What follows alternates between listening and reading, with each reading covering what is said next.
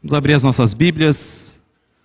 Carta aos Hebreus, capítulo 11, versos 20 a 22. É o texto da nossa exposição. Estamos expondo todo o capítulo 11 da carta aos Hebreus, todo o capítulo 11, numa série intitulada Heróis por meio da fé. Hebreus, capítulo 11, do 20 ao 22.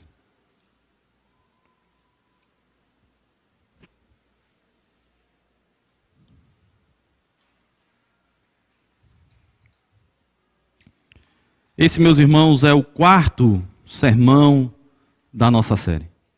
A quarta pregação aqui na série que intitulamos Heróis por meio da fé, que narra a história dos homens de fé do passado e traz ensinamentos profundos para a nossa vida acerca da fé, da importância de depositarmos a nossa fé no Senhor. Hebreus 11, do 20 ao 22. Acompanhe atentamente a leitura da palavra do Senhor, mantenha a sua Bíblia aberta nesse texto, faremos a exposição da palavra de Deus. Assim diz a palavra do Senhor, nosso Deus. Pela fé, igualmente, Isaque abençoou a Jacó e a Esaú, acerca de coisas que ainda estavam para vir. Pela fé, Jacó, quando estava para morrer, abençoou cada um dos seus filhos, dos filhos de José, e apoiado sobre a extremidade do seu bordão, adorou. Pela fé, José, próximo do seu fim, fez menção do êxodo dos filhos de Israel, bem como deu ordens quanto aos seus próprios ossos. Vamos orar mais uma vez, meus irmãos. Senhor, nosso Deus e nosso Pai, abençoa-nos, Deus, com a iluminação do Teu Santo Espírito que age em nossos corações, para que em nossa mente, ó Pai, possamos compreender a Tua palavra, para que em nosso coração possamos amá-la, desejá-la, e que ela reine, ó Deus, dentro de nós, e para que através das nossas mãos possamos colocá-la em prática, ó Deus, que os nossos lábios possam proferir as palavras de vida que temos aprendido e que transforma quem somos. Ó Pai, abençoa-nos, é o que nós pedimos em nome do Senhor Jesus. Amém. Amém. Meus irmãos, qual é a sua origem? Como é que era lá na casa de papai e de mamãe? Como é que funcionavam as coisas? Qual foi a educação que você recebeu? Qual era o contexto? Pais mais rígidos? Pais mais flexíveis?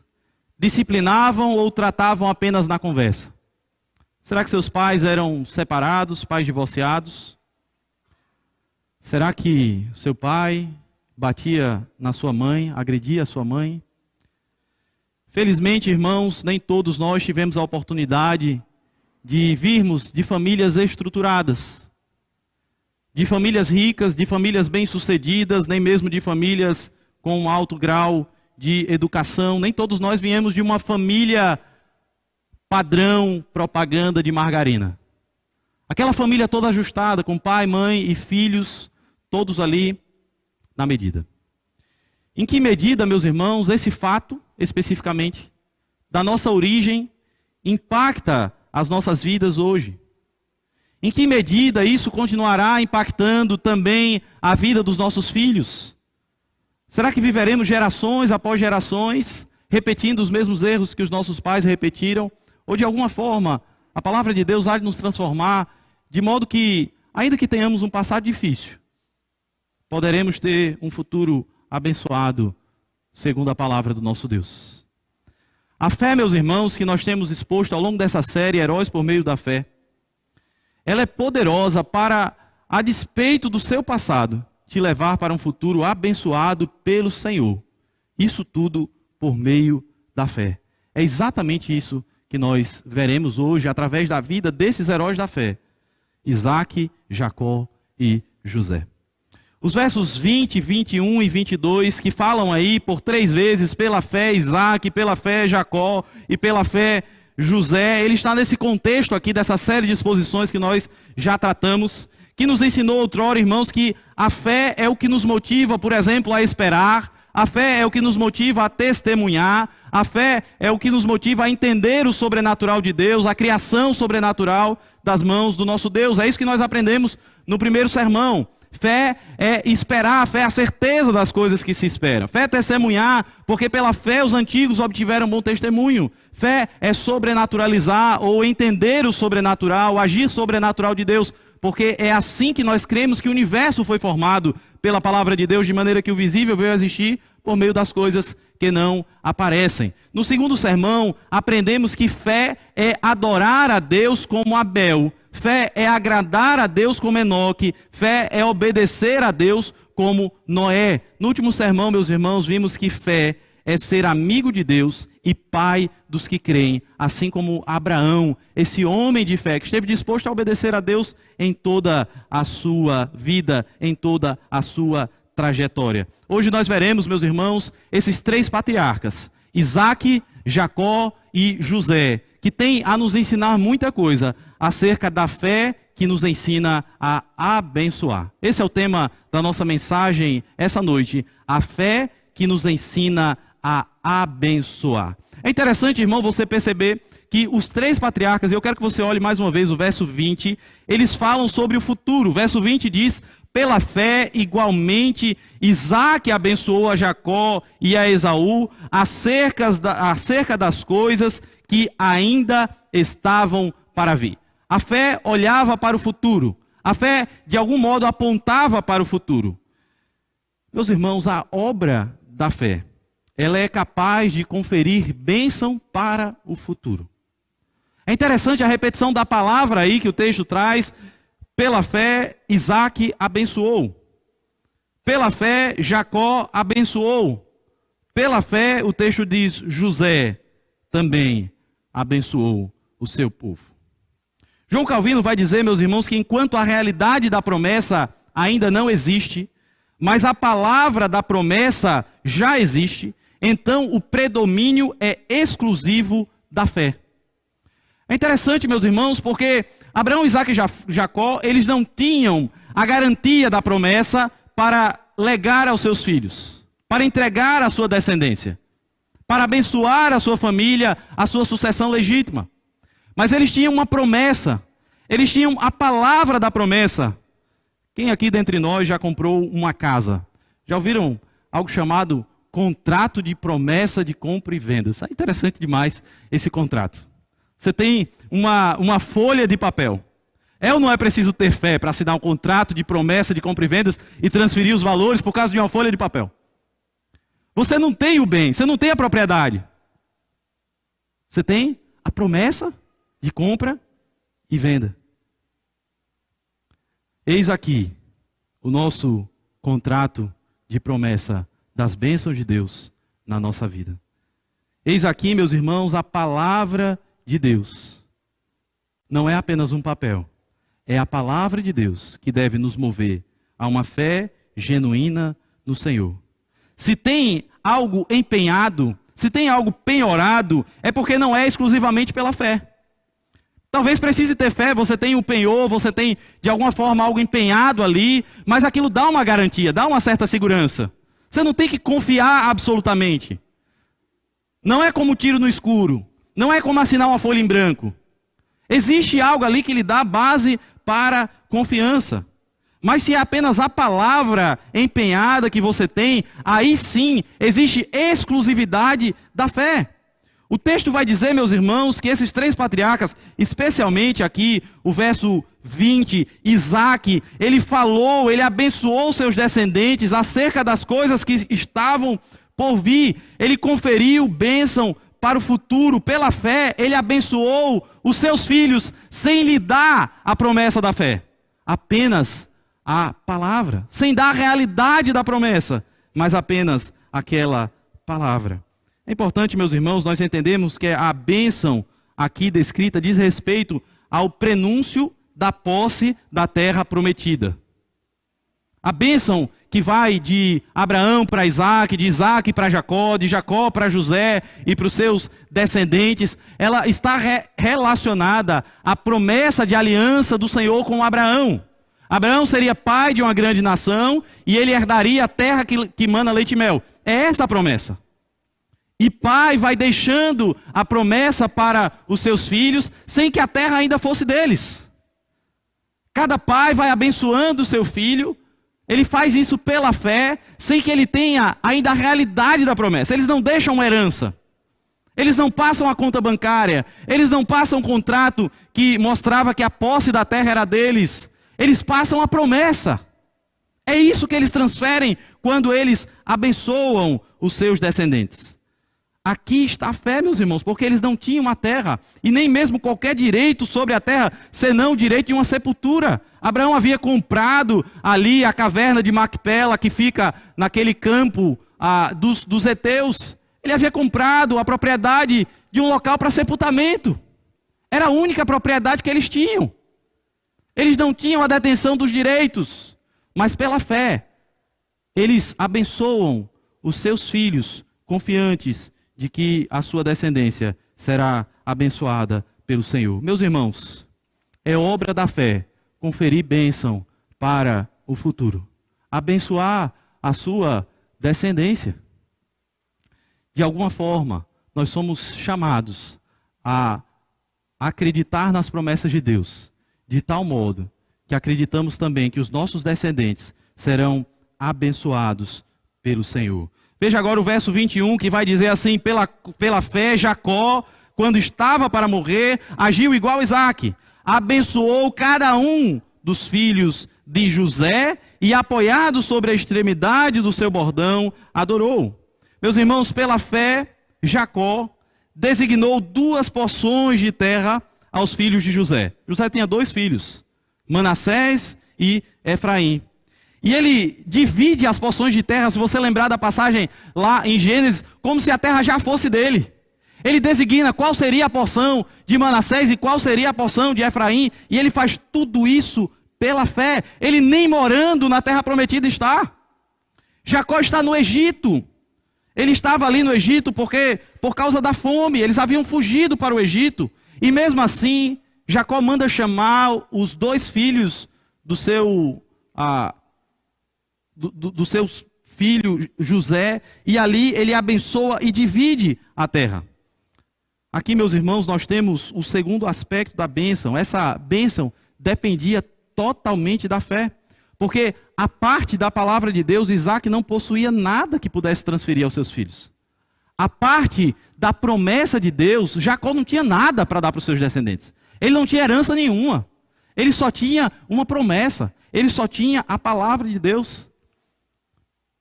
Papai, mamãe, a gente precisa aprender uma coisa com essas palavras. A obra da fé nos leva a entender que a maior herança que você pode deixar para os seus filhos é a palavra de Deus. É como se Isaque dissesse: meu filho, o meu pai Abraão recebeu uma promessa de ter essa terra e ser um pai de uma grande nação. Eu não tenho uma terra. Eu não tenho nada, na verdade.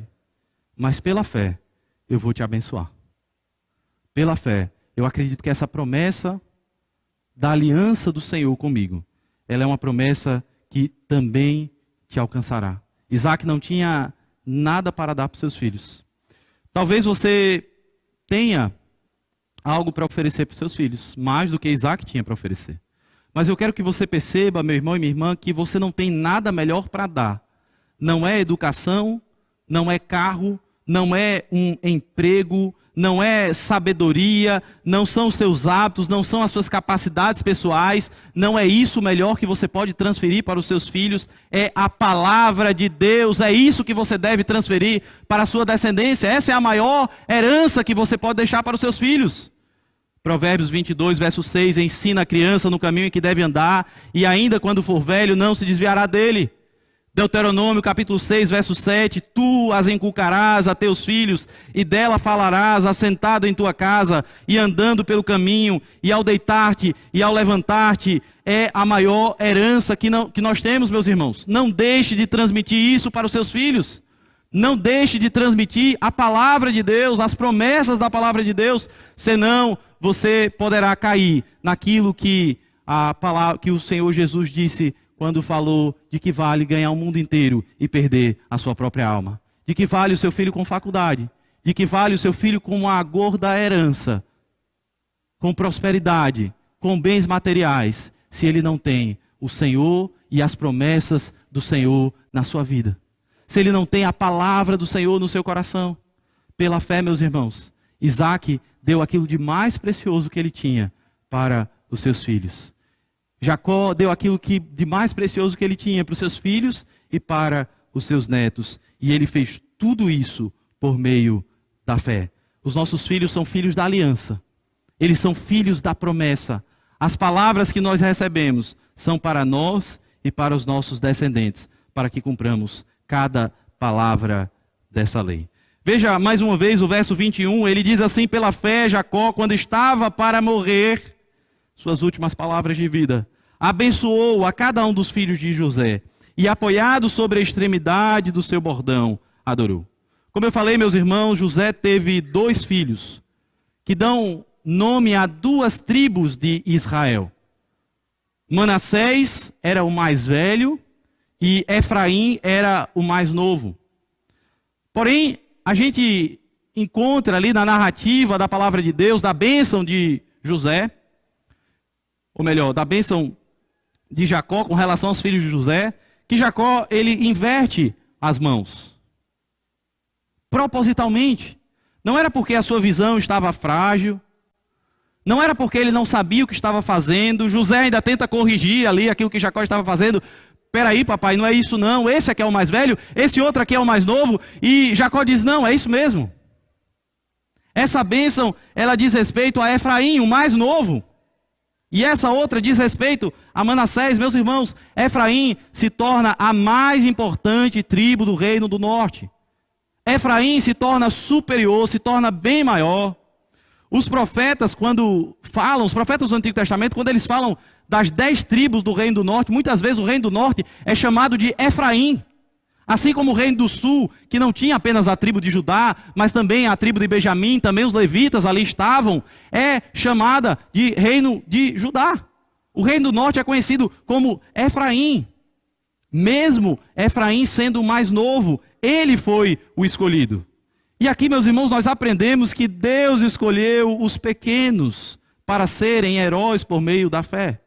Deus escolheu os fracos para serem heróis por meio da fé. Deus escolheu a mim e a você, incapacitado do jeito que nós somos, para sermos heróis por meio da fé. Existe uma história que eu contei aqui no primeiro sermão dessa série, acerca da narrativa do Star Wars, Eu Sou um Herói.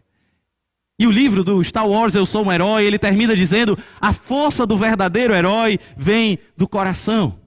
E é isso que a sociedade ensina, meus irmãos, que nós somos capazes, que nós somos fortes. Talvez a gente tenha que buscar alguma força interior dentro de nós, que talvez a gente não tenha procurado ainda devidamente, a gente não tenha procurado ainda oportunamente, mas eu quero que você entenda que eu não estou falando aqui de mérito. Deus não nos chama a sermos heróis pelo nosso próprio mérito. É graça, é pela fé. A grande verdade, meus irmãos, é que nós somos fracos, nós somos pequenos, nós somos jovens, nós somos novos. Isaac, Jacó, José e Efraim, eles tinham algo em comum. Todos eram filhos mais novos. O rei Davi, aquele que haveria de derrubar o gigante Golias, era um pequenino, frágil e o caçula da família. Talvez em média 15 anos de idade. E ele foi usado por Deus. Abra comigo a primeira carta aos Coríntios, capítulo 1, verso 27 a 29. Eu quero que esse ensino ele fique mais destacado aqui no texto, para que você entenda o que Jacó estava querendo mostrar para José e para os seus descendentes, quando ele decide abençoar o mais novo e não os mais velhos. 1 Coríntios, capítulo 2, verso 27 a 29. Perdão, capítulo 1. 1 Coríntios, capítulo 1, 27 a 29. A partir do 26. 1 Coríntios 1, 26 a 29. A palavra de Deus diz: irmãos, reparai, pois, na vossa vocação, visto que não foram chamados muitos sábios segundo a carne, nem muitos poderosos, nem muito de nobre nascimento. Pelo contrário, Deus escolheu as coisas loucas do mundo para envergonhar os sábios. E escolheu as coisas fracas do mundo para envergonhar os fortes. E Deus escolheu as coisas humildes do mundo e as desprezadas e aquelas que não são, para reduzir a nada as que são, a fim de que ninguém se glorie na presença de Deus. É pela fé, é pela graça, não é pela nossa capacidade, não é pelo nosso mérito, não é por aquilo que nós somos, é pelo aquilo que Deus decidiu que nós seríamos através da fé. No dia 12 de agosto de 1859, desembarcava no Brasil o primeiro missionário presbiteriano, Ashbel Green Simonton. O reverendo Ashbel Green Simonton, como algumas pessoas gostam de falar, ele saiu da pré-escola direto para o seminário. Ele chega ao Brasil com apenas 26 anos de idade. Seu ministério dura apenas 8 anos em solo brasileiro. Dia 12 de agosto agora nós estávamos comemorando 163 anos da chegada do missionário Ashbel Green Simonton no Rio de Janeiro. 26 anos de idade, um homem poderosamente usado por Deus para fundar a Igreja Presbiteriana do Brasil. Simonton, meus irmãos, plantou 3 igrejas. Primeira Igreja Presbiteriana do Rio de Janeiro, Primeira Igreja Presbiteriana de São Paulo, Primeira Igreja Presbiteriana de Brotas. Simonton, em 8 anos, fundou 3 igrejas, em 8 anos, um presbitério, em 8 anos, um seminário teológico no Rio de Janeiro. Em 8 anos, Simonton evangelizou e ordenou o primeiro pastor brasileiro, reverendo José Manuel da Conceição. Meu irmão, minha irmã, Deus escolheu os fracos para serem heróis por meio da fé. Ele escolheu os que não são, para confundir em nada aqueles que são. Ele escolheu a mim e você não porque nós éramos capazes, ou superiores, ou maiores, ou fortes, não porque tivéssemos alguma herança familiar maior do que outras pessoas. Deus nos escolheu por meio da fé. O verso 22, meus irmãos, ele vai então dizer, apontando para José, que pela fé, José, próximo do seu fim, fez menção do êxodo dos filhos de Israel, bem como deu ordens quanto aos seus próprios ossos. Pela fé, José. José, meus irmãos, nós sabemos, era governador no Egito. O fato de José ser governador do Egito, dele ter se estabilizado ali, não fez ele se esquecer das promessas de Deus e nem manteve o seu coração no Egito. Meus irmãos, minha irmã, pela fé nós olhamos para o futuro da terra prometida. É isso que José faz aqui. Não há problema em ser governador, em ser político, em ser administrador de empresa, contador de prefeitura como o nosso irmão Cláudio, membro da COSERN como os nossos irmãos Charles. Não há problema, irmãos, em nós desenvolvermos as nossas profissões. E se fizermos isso, deveremos dar o nosso melhor, assim como José. Um excelente governador. Um homem que fazia com excelência aquilo que era colocado nas suas mãos. A Igreja Presbiteriana aqui em Natal já teve um presidente da República. O presidente Café Filho. José, meus irmãos, foi um governador de uma grande potência da época. O que eu quero que você perceba é que o coração de José não estava apaixonado pelo Egito. Você deve dar o seu melhor nos cargos e nas posições que Deus tem colocado você hoje. Mas não deixe, meus irmãos, de se apaixonar pelo Egito. O Brasil não é a nova Jerusalém. O Brasil não é a nossa pátria. O Brasil, meus irmãos, é o Egito. E nós somos peregrinos aqui. Eu devo alertar a igreja de que nesse período de eleições, participe das eleições, mas guarde o seu coração, meu irmão. Guarde o seu coração, minha irmã. Não se deixe levar pela idolatria política. Não se apaixone por essa nação como se aqui fosse a nossa terra perpetuamente. Glorifique a Deus naquilo que Deus tem te colocado. Mas cuidado com o seu coração, não perca de vista a nossa pátria celestial. O coração de José estava na terra prometida. E o seu e o meu coração precisam estar nos céus. Os seus braços trabalhando aqui na terra, mas com a motivação correta. com os olhos olhados para cima, olhados para o céu.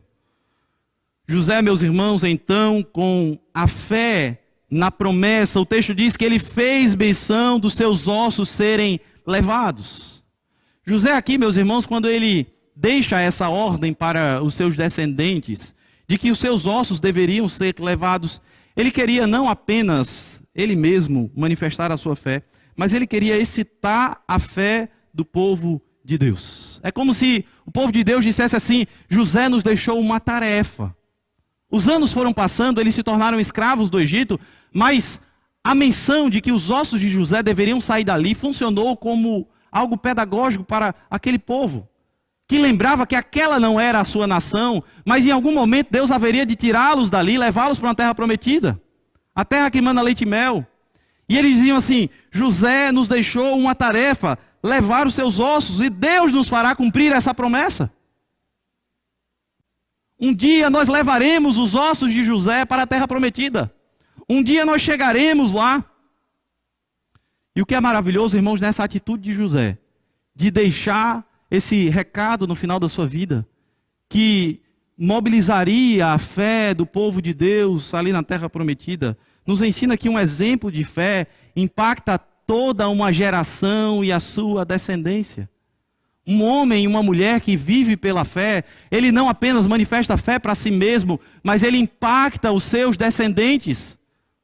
Quando José faz menção de que seus ossos haveriam de ser levados, ele não apenas acredita que o seu povo voltaria para a terra prometida, mas ele acredita de uma maneira tal que ele consegue deixar a ordem de que os seus descendentes não se esqueçam de levar os seus ossos para serem sepultados. Ele diz assim: leve os meus ossos e sepulte lá na terra prometida, porque nós não permaneceremos aqui no Egito para sempre. Nós estamos aqui provisoriamente.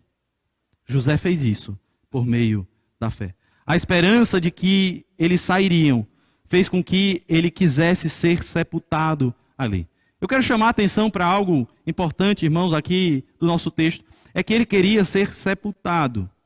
Isso nos fala sobre uma segunda esperança, a esperança da ressurreição. Como, irmãos, isso tem sido negligenciado nos nossos dias. Nós falamos da morte como se fosse o fim de tudo. Nós não expressamos a nossa própria morte com fé. A gente não manifesta essa fé de José em dizer assim: quando eu morrer, aguardem um tempo, mas a gente chegará ainda na terra prometida. Ele queria ser sepultado. Existe um livro da editora PES, Publicações Evangélicas Selecionadas. Esse livro se chama Enterro ou Cremação? Isso importa? É uma pergunta, é um livro interessantíssimo, acho que vale a pena os irmãos procurarem. Acredito que ainda não tem na nossa livraria, né, Liz? Mas é um livro que talvez um dia chegue por aqui. A cremação, meus irmãos, é uma prática que surge no contexto do budismo ou de religiões que não acreditavam na ressurreição do corpo. Acreditavam que a morte de fato era o fim de todas as coisas e que de alguma forma as pessoas quando morrem, elas voltam a fazer parte da natureza. Existe um ciclo da vida, lembram da história de Rei Leão? Nesse ciclo sem fim. A gente morre e vira pó, o pó alimenta a plantinha alimenta os animais e assim a vida ela existe num eterno ciclo. A cremação ela surge nesse contexto. O sepultamento, meus irmãos, sempre foi a prática cristã ao longo da história, especialmente por causa da fé na ressurreição final. A fé da ressurreição do corpo criou na igreja pós-apostólica, assim como era na igreja do Antigo Testamento, a prática do sepultamento. O sepultamento sempre foi a prática cristã. Eu quero deixar isso claro, não é que Deus não tenha poder para reconstruir um corpo que porventura tenha sido cremado. É claro que Deus tem poder para isso, mas é possível que o desejo pela cremação seja um reflexo de falta da esperança pela ressurreição final. Um reflexo de alguém que não mais, na sua vida, no seu contexto de vida, pensa sobre a ressurreição do corpo. Esquecemos aquilo que diz o credo apostólico, quando nas suas últimas palavras diz: creio no Espírito Santo, na Santa Igreja Universal, e termina ali dizendo: creio na ressurreição do corpo e na vida eterna. Amém. As pessoas não acreditam mais na ressurreição do corpo. A ideia do céu para nós é como se fosse um monte de fantasminha lá no céu. Nós ressuscitaremos no corpo, meus irmãos.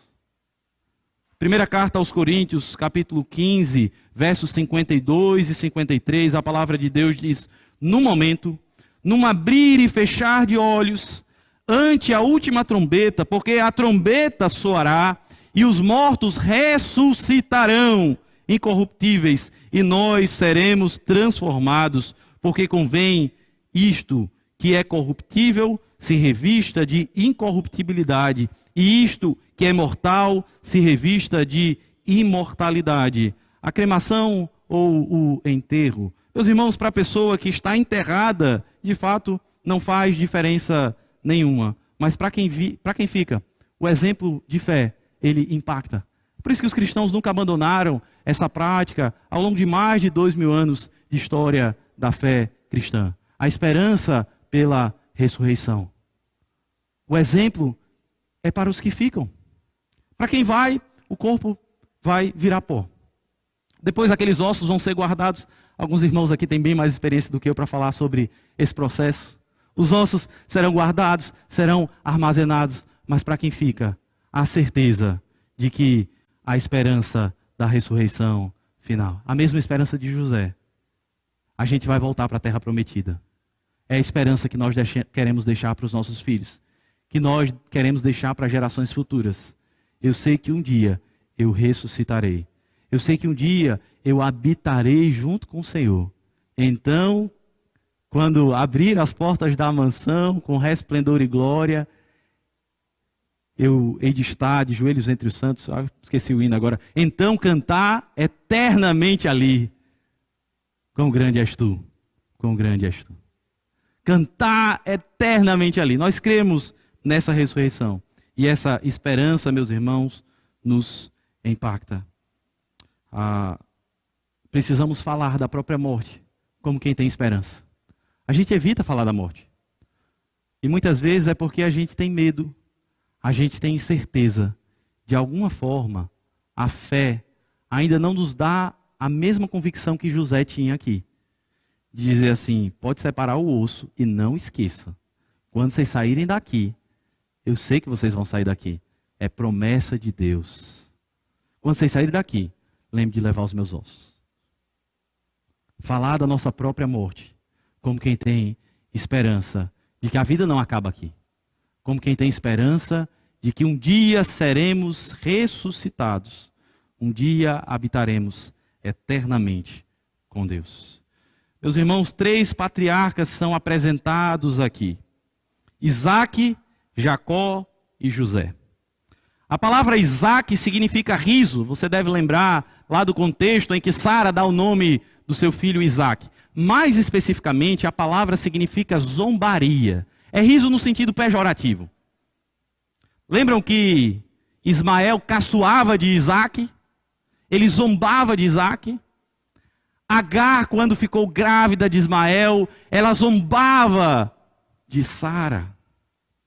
Zombaria, esse é o significado do nome de Isaque. Que nome complicado. Ele era o segundo filho. Uma família problemática em vários sentidos. Nasce no contexto de uma guerra entre a esposa de Abraão e a serva. A própria Sara errou terrivelmente ao expulsar Agar, ao propor que Abraão tivesse relacionamento com Agar, porque não acreditava no Senhor, porque faltou fé. Uma família desestruturada, uma família desestabilizada. Isaque então tem um filho, o nome desse filho é Jacó. Jacó significa enganador ou traidor. Também o filho mais novo, também o segundo. Aí tem o terceiro patriarca apresentado aqui pelo texto, o nome dele é José. José significa aumentar. Aumentar. Isso porque a mãe de José, Raquel, era estéril. Raquel não podia ter filhos. E José, quando nasce, ele é o filho caçula. É um filho que é vendido como escravo pelos seus próprios irmãos. 3 famílias absolutamente desestruturadas. 3 famílias completamente desequilibradas. Mentira, engano, traição, todo tipo de coisa errada aconteceu na vida desses 3 patriarcas. Isaac, Jacó e José. Se tem 3 homens que dá para a gente se identificar, porque a gente carne e osso como a gente, são esses 3 homens apresentados aqui pelo texto. Eu não sei como foi a sua família, meu irmão, eu não sei como foi a sua família, minha irmã. Eu não sei como é o contexto da sua casa. Mas o que a palavra de Deus nos ensina aqui com esses 3 exemplos é que pela fé, famílias desestruturadas podem ter um futuro absolutamente abençoado por Deus. Não importa se você veio de uma família boa, de uma família ruim, de uma família rica, de uma família pobre, de uma família da capital, de uma família do interior. Deus pode te dar um futuro se você viver pela fé. Deus pode fazer com que todos os problemas familiares que você já teve até aqui não seja reproduzido na sua descendência. Você poderá abençoar a sua descendência e viver pela fé. Como disse o profeta Josué, capítulo 24, verso 15. Porém, se vos parece bem servir ao Senhor, escolhei hoje a quem servisse e aos deuses que serviram os vossos pais que estavam da além do Eufrates, ou aos deuses dos amorreus em cuja terra habitais, eu e a minha casa serviremos ao Senhor. Esse é um compromisso que Deus te chama a fazer hoje. Não importa o contexto difícil do qual você veio, não importa o contexto desestruturado do qual você veio, pela fé, esses homens foram chamados a abençoar a sua descendência, confiados na palavra de Deus. Você precisa ter fé de que Deus há de trazer libertação para as nossas famílias. Deus há de trazer libertação para o nosso povo. Não porque Ele tem nos dado algum penhor para isso, exclusivamente pela fé. Atos capítulo 16, verso 31 diz: porém, se vos parece mal servir ao Senhor, Atos 16, 31, os apóstolos pregam dizendo, responderam-lhe, crê no Senhor Jesus e serás salvo, tu e a tua casa. Deus tem bênção para as nossas famílias. No dia de Pentecostes, na descida do Espírito Santo, quando Pedro profere aquele sermão ali, aqueles vários povos de diversas etnias, de diversos contextos complicados, famílias desestruturadas, casamentos por um fio. Eles chegam para Pedro e dizem assim, o que é que nós faremos? Você falou sobre Jesus, você falou sobre o Mestre, e eu, o que é que eu vou fazer? E a minha família, a minha casa? Pedro olha para aquele povo e diz assim, arrependam-se e sejam batizados em nome do Senhor, para a remissão de pecados, e recebereis o dom do Espírito Santo, porque a promessa é para vós e para os vossos filhos. Nós acreditamos, meus irmãos, na doutrina da aliança. Nós acreditamos na doutrina do pacto. Deus fez uma aliança, não só conosco, mas com a nossa casa, com a nossa família. E Deus quer nos chamar a agir por meio da fé. E por meio da fé, proferir palavras de bênção, conforme as promessas de Deus sobre a nossa casa, sobre a nossa família. Famílias desestruturadas podem ter um novo futuro. Meus irmãos, os heróis da fé não são supermans. São homens iguais a mim, iguais a você. É gente de carne e osso. É gente incapaz, mas é gente que vive pela fé. Mas pastor Ian, eu não sou ninguém. É verdade. Você está certo. Pastor Ian, eu não sou capaz. Você está absolutamente certo. Você não é capaz. E é por isso que não é pelas obras. É por meio da fé, por meio de Cristo, por meio da graça, por meio do sangue de Jesus. Ele pode te abençoar. Ele pode mudar completamente a sua vida. Eu não estou convidando você a confiar nos seus méritos. Eu não estou convidando você a confiar na sua capacidade de fazer uma nova história para a sua casa, para a sua família. Eu estou convidando você a confiar na fé das promessas de Deus. Ore agora pela sua vida, pela sua família, pela sua casa. Senhor, nosso Deus e nosso Pai, nós te amamos, Senhor, porque a tua palavra traz promessas maravilhosas para a nossa vida. A tua palavra, Senhor, traz promessas maravilhosas para a nossa casa.